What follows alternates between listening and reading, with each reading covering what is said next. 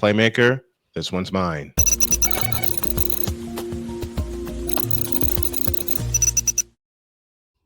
I was kind of expecting that. Come here. I think our season is cooked. With all the major injuries that we have already suffered, the last piece of the puzzle that was holding it together went down in Fred Warner. And I think Not only was it a fractured ankle, it was a dislocated ankle. Oh my God. So he's done for the year, which brings the fact that we extended Warner, Kittle, and Purdy to major contracts, and for this season, they're all out. So Kittle's not coming back. No, Well, Kittle's coming back. Kittle's coming back. At some point, Purdy is coming back. There's just a gauntlet ahead of us with only half a doggone team. And not to mention, Mac Jones is not healthy. Oh, Mac Jones has been beat up. Also hurt, yeah. Mac Jones has. You know what? I'm going to do something I know Damian won't have the nerve to do. I know a few other people won't have the nerve to do. And yes, Damian, I am picking at you mercilessly. But I'm throwing Mac Jones, and I am one of the ones who threw Mac Jones under the bus. I am now lifting him from under the bus because of the guts that he has shown in being the 49ers backup quarterback. Yeah. Back-to-back games with 300 yards, though 2 costly interceptions, though they missed 4 opportunities in the red zone that were field goals instead of touchdowns. I've outlined that many, many times before. But I got a bunch of applause for these 49ers and the way they battled yesterday against a superior team in Tampa Bay and the possible MVP in Baker Mayfield. And yes, Dietz, I thought you were completely bleeping crazy when you mentioned it to me. Then I watched it in full.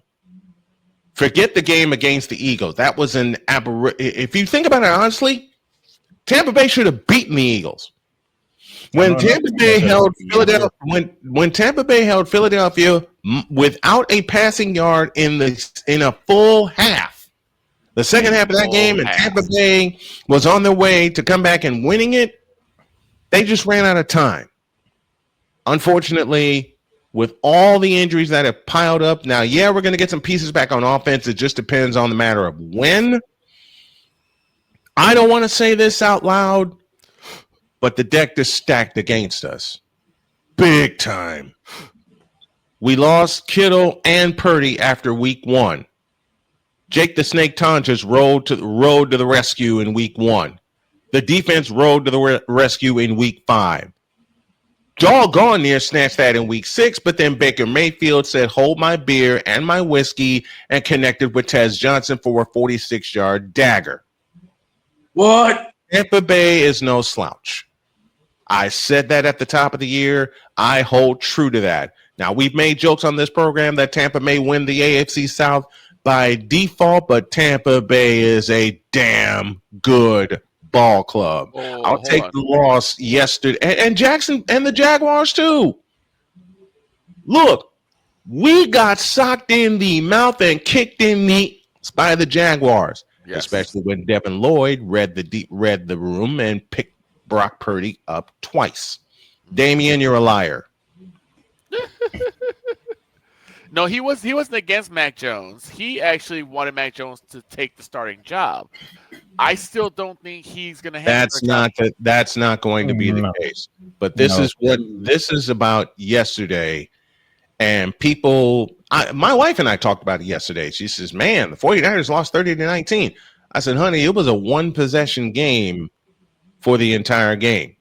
She said, what? I said, yeah, it was a 1-possession game the entire game. But when you throw 2 interceptions and they turn them both into touchdowns, you're going to have problems. And I'll ask this question. Who's to say that Mac Jones isn't happy being a backup? Exactly. Oh, at this point, Matt Jones needs to be the backup so he can get healthy because he needs to get this 49er team needs to. We're minus Bosa and we're minus Warner for the remainder of the year. When is your bye week? We don't get a bye week until week 14. And by that time, you want to talk about a troll job? Now Goodell. we've made jokes on this program about which teams are getting trolled, especially with the schedule of the bye week. Mhm. San Francisco got trolled big time because we don't get a break until week 14. How much of a team are we going to have left is going to be my major problem. When did the But- Cowboys get a bye week? Sitting at but I will say this. Yes, we lost yesterday. There were factors in why we lost, not only against Tampa, but against Jacksonville. Turnovers being the main reason. But sitting at 4-2, 3-0 in the division, even facing a gauntlet that we got coming up, I'll take it. Now all we got to do is get some pieces back. The big question being when. Oh, and to answer Damien's comment, Purdy's the starter, and that's that.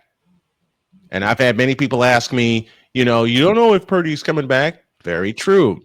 But at the same time, look at his injury. It's a turf toe. He's Want to learn earned about that right. He's basically Mhm. earned that right to be the starter. He earned that 2 or 3 years ago. Okay, week 10. And I will say this. Want to know about turf toe? Talk to Jason Kelsey. That's Snowman's take. What's yours?